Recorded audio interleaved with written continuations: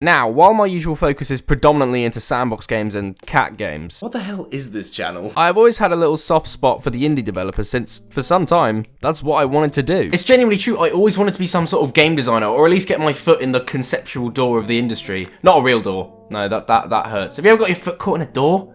That shit sucks, man. But after thinking for a long time, very, very hard about my future career, I thought to myself, how about no? So instead, I'm here at university, waiting for my life to drift in a certain direction and for my mind to eventually face the impending bland formality that is adult life.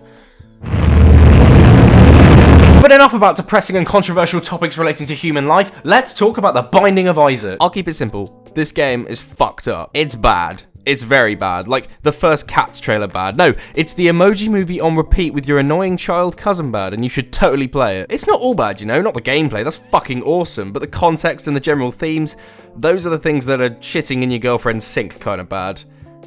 She's never really forgiven me for that one. The thing is with this game is that its themes are so disgusting and messed up that it's almost charming in its awfulness. It would be like eating dog shit off the pavement, but in a bad way. So, with the topic at hand being questionable and frankly abhorrent, I felt I should parallel this difference and add something just as distasteful.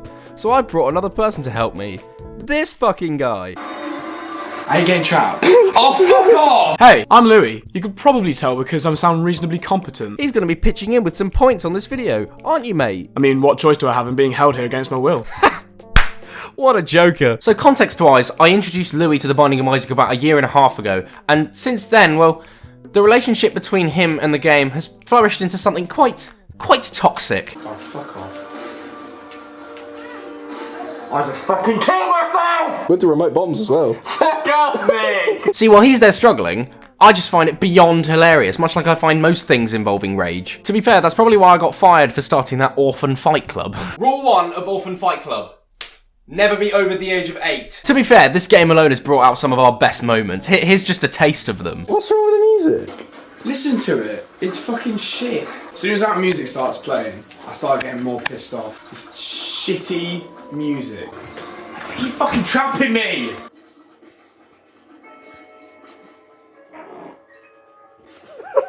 So yeah, this game makes me pretty riled up. Like, more than a good few beers do.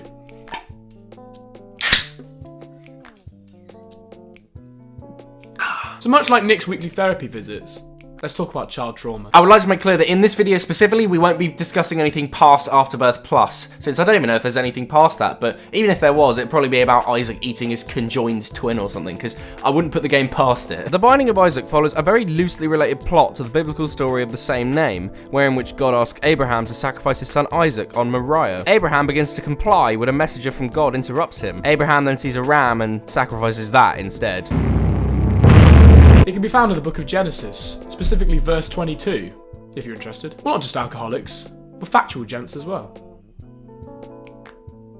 Upon starting the game, you will be welcomed with a voiceover and a general plot overview alongside some drawings, assumingly made by Isaac himself. See, at this point, I would just let the voiceover play, since that's both the easy and lazy way of doing things, but instead, I'll let Louis sum it up, because that's how much I love you all, and it's not every day you get a white slave to exploit. Isaac and his mum live alone in an isolated house. Isaac is seen drawing in his room and his mum is watching Christian broadcasts on TV. Isaac's mother then hears a voice telling her Isaac is a child full of sin and needs saving. It first says to remove all of his sinful affiliations, and she obliges, taking away his toys, drawings, and all of his clothes. Imagine having such a bad taste in clothes that it upsets God. Like, sex and drugs, that's all good. But that sweatshirt is a sin unto the Lord. You couldn't even give that away. Like, people live in poverty, not 1998. The voice returns and states Isaac must be removed from all possible evil, so she locks him in his room and cuts him off from everything. The voice congratulates her, but then continues to doubt her devotion and tells her to sacrifice her son. She obliges, grabbing a butcher's knife from the kitchen and heading for Isaac's room. Isaac, watching through a crack in his door, starts to panic and frantically look for an escape. Through this, he finds a trapdoor hidden underneath his rug and jumps in, thus beginning his journey. It's actually quite sad when you think about it. You know, a young boy wanting to be creative but being restricted and isolated from the outside world and his surroundings because of his overtly religious mother. Yeah, the themes aren't exactly going to be subtle from this point on. But the point still stands that Isaac's journey, and in effect the whole game, is moulded on the religious connotations it brings out, but not the loving, positive elements of religion. This game does the opposite of whatever cherry picking is, instead focusing on all the fucked up stuff in the Bible, like death, abortion, disease, gore, and several other parts that Christians regularly seem to forget exist in this biblical game universe, or BGU for short. Now, I've always been told that... oh, fucking hell. Now, I've always been told to never talk about politics or religion and, well, anything really. Apparently appealing to specific people is a good way of getting yourself... well, I'll show you.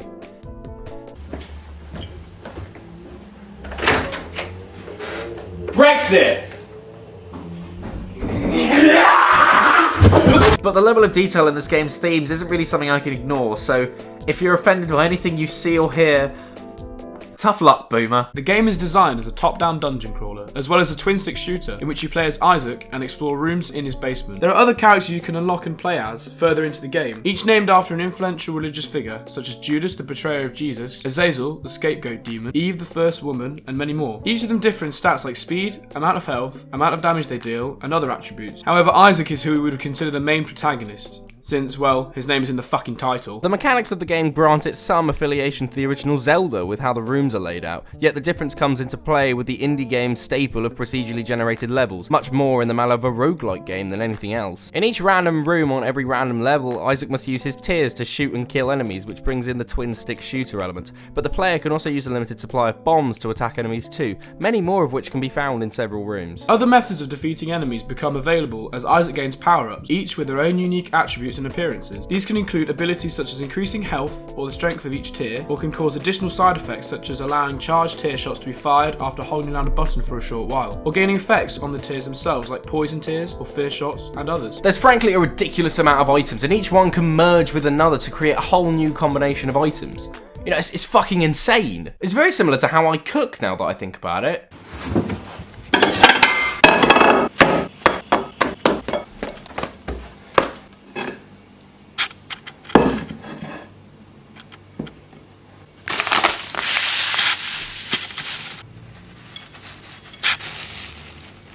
Power-ups include passive items that improve the character's stats automatically, active power-ups that can be used once before they are recharged by completing additional rooms in the dungeon, and single-use power-ups such as pills or tarot cards that result in an instant ability when used, such as regaining full health, or the possibility of increasing and decreasing all attributes of the character. These effects add up so that Isaac may keep increasing any of his stats at a continuous rate. These items are located in certain special rooms, which each have a different effect on the round. Each floor will have a gold room, which holds that floor's item or ability. There's also a shop, where item abilities can be bought using the coins you've collected over the floors.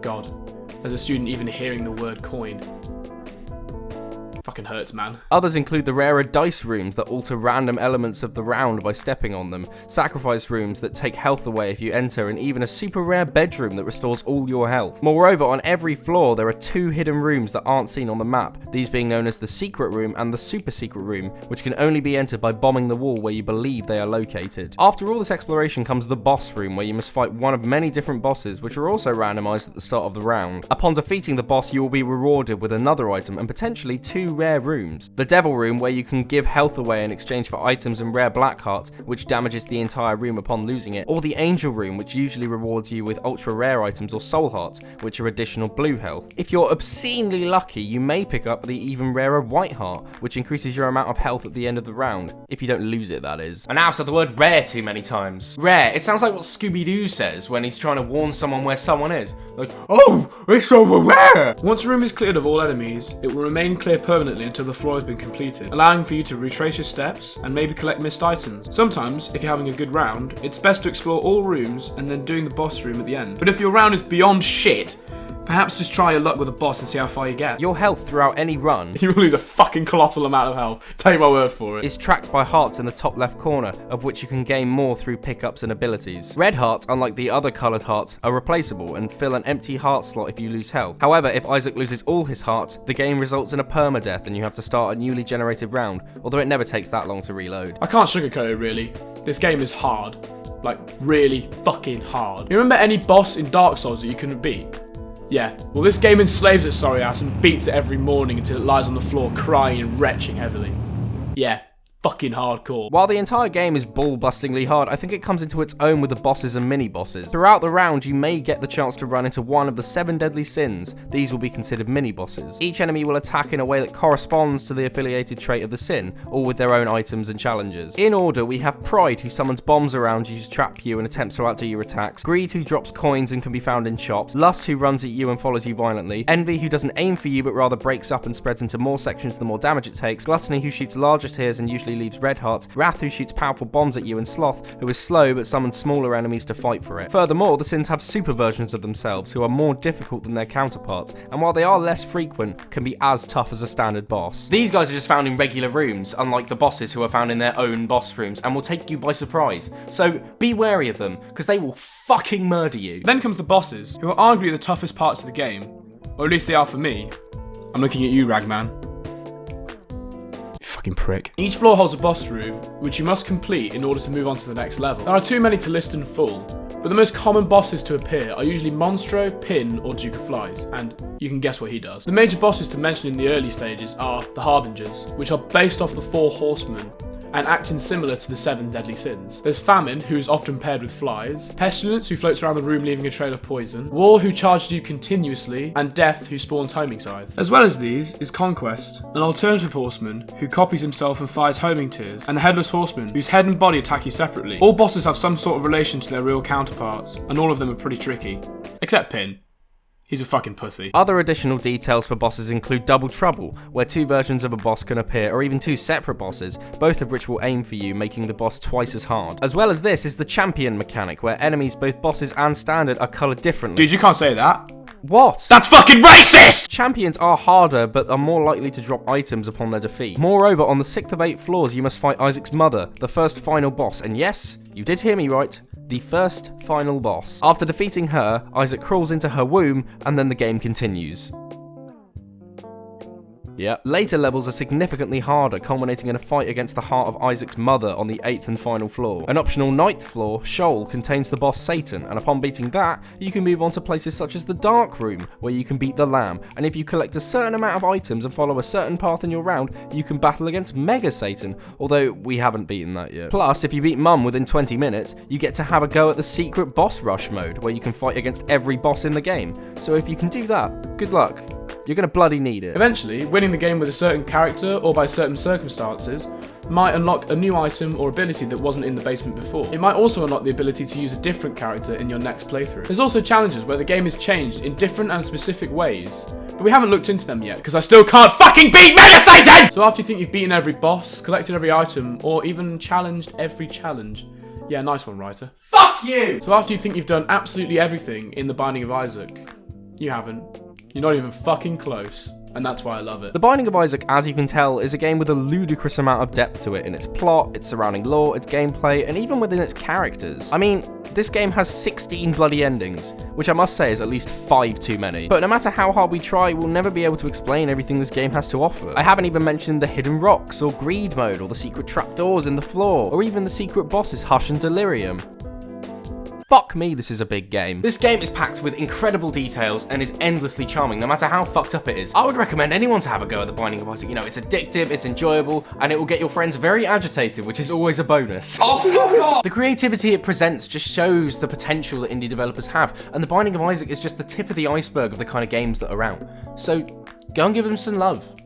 The kind of love I wish my mother would give me. Right! Time for therapy. A lot of therapy. So yeah, this game gets me pretty riled up. More than a good few beers do. Like, more than a good few beers do. Nah, fucking! I need to get it out before I do it. That's brilliant. Let's round the room. I'm making it up as I go along because I can't read it quick enough.